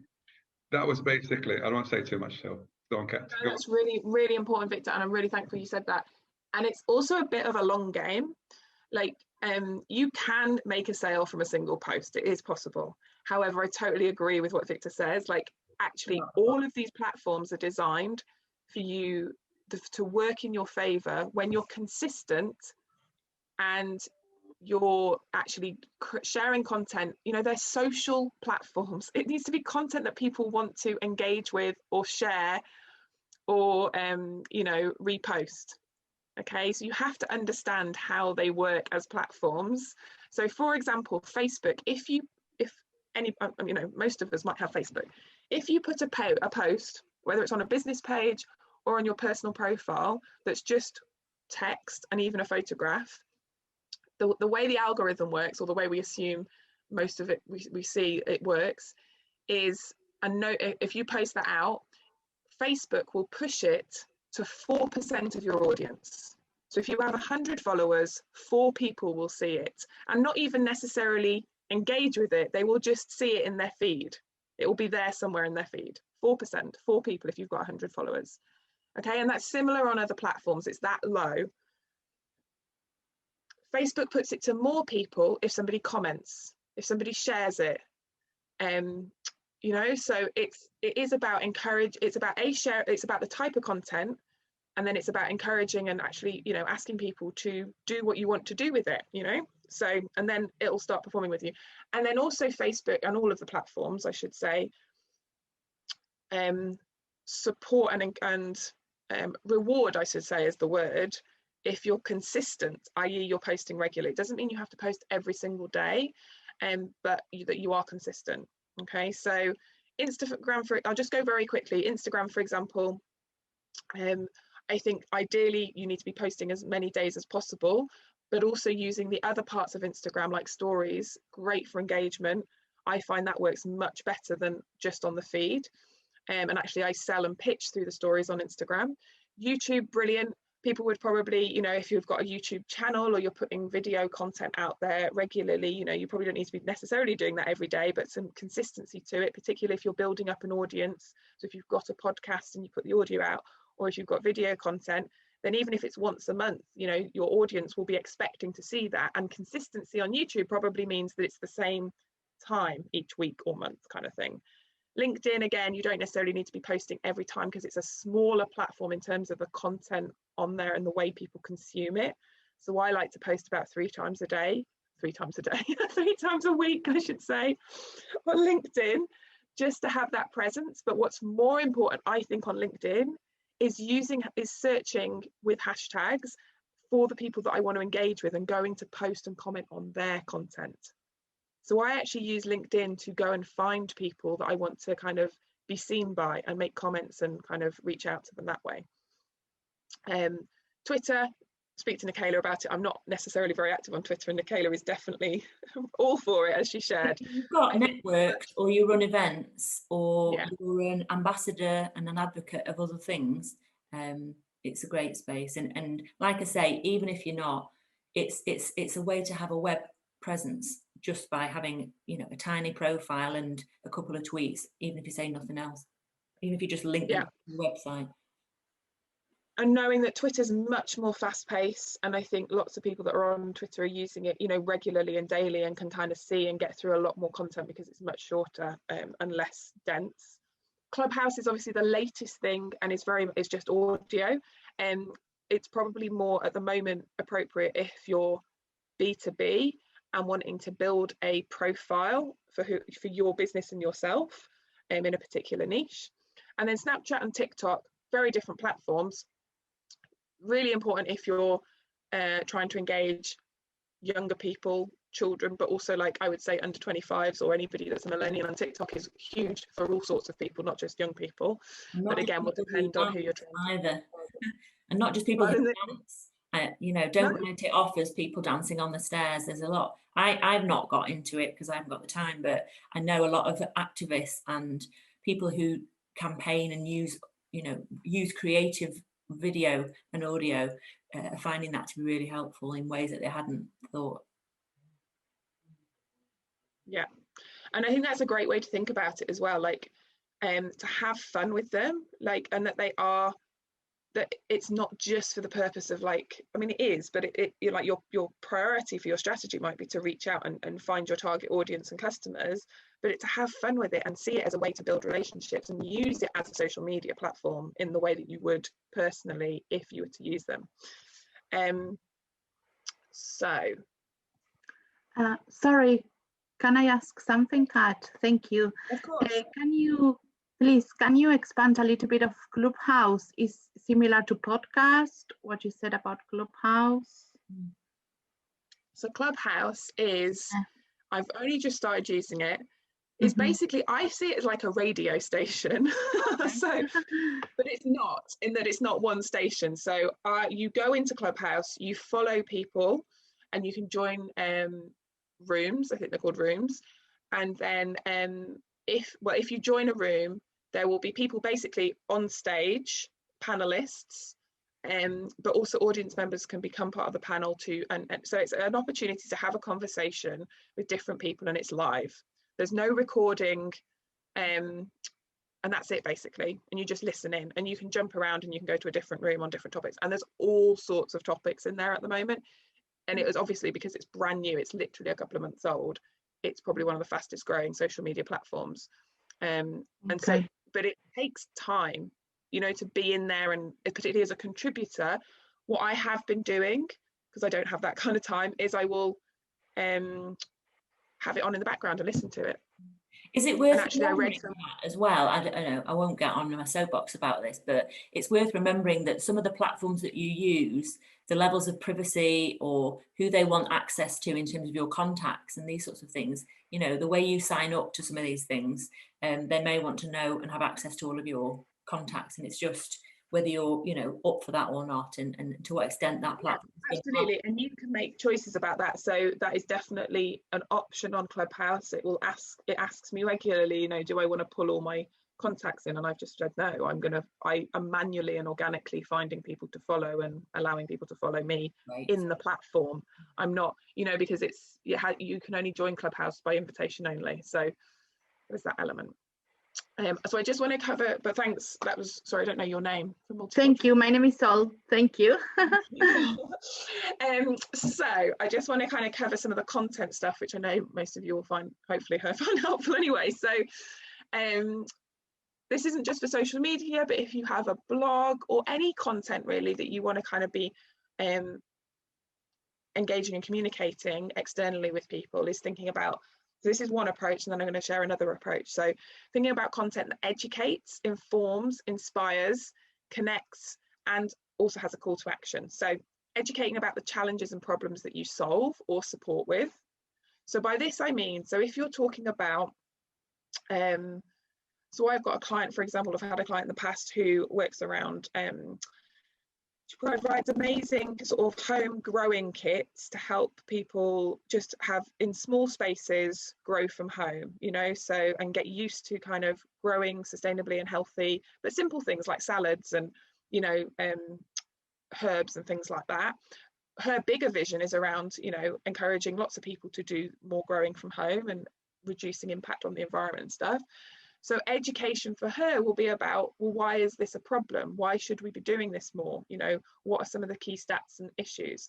So just educating your audience on the problems that you tackle, for example, informing them about the results that you see and obviously then measure, so the social impact or environmental impact that you create. So actually sharing, you know, data from your reports or any analysis that you're doing, or also information from other sources and research. That's absolutely fine. Inspiring with stories, pictures and videos.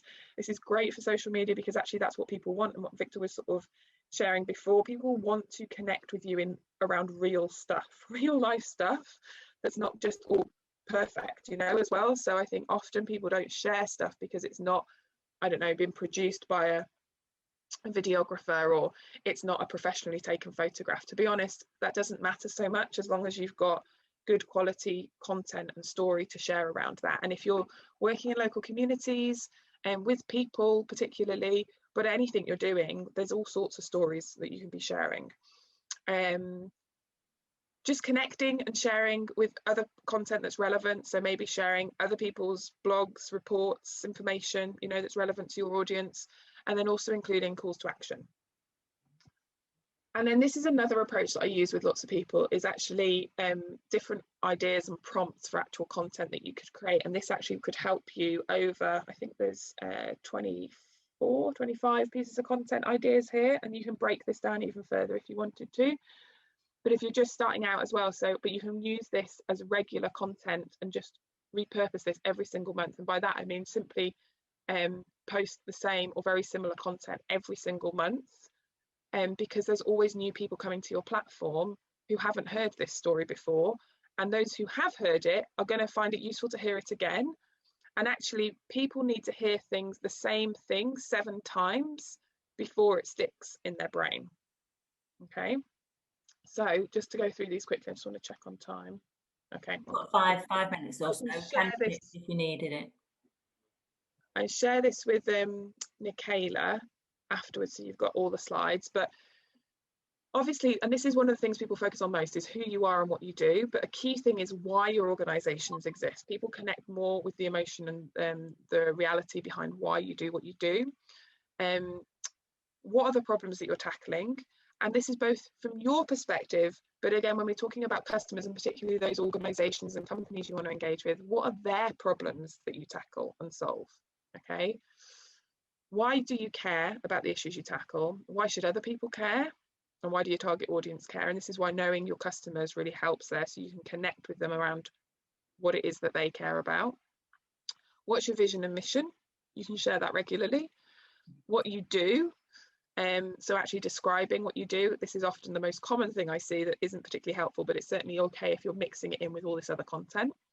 Statistics demonstrating your outcome, an outcome or an output. So, you know, just celebrating the fact that you had, I don't know, 75% of people get through your program and, you know, get the qualification at the end, or whatever it is that's your output or outcome. Celebrating those things. Sharing pretty much anything behind the scenes in your organization there is really helpful. Evidence of the change or impact that you're creating. Some of the things, testimonials, case studies, your story. So don't be afraid to share who you are, why you're doing this personally, you know, your story as the founder of the organization.